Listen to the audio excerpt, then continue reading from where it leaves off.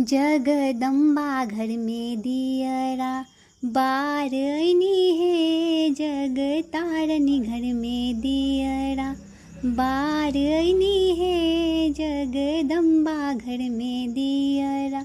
सोने सुराही गंगा जल पानी, मैया के चरण पखारनी है हम, मैया के चरण पखारनी है, जगदम्बा घर में दियरा बारनी है।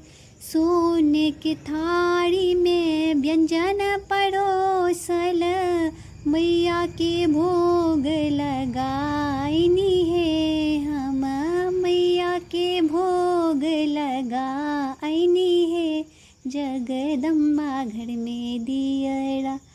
कांचन थार कपूरक बाती, मैया के आरती उतारनी है, जगदम्बा घर में दियरा बारनी है, जगदम्बा घर में दियरा।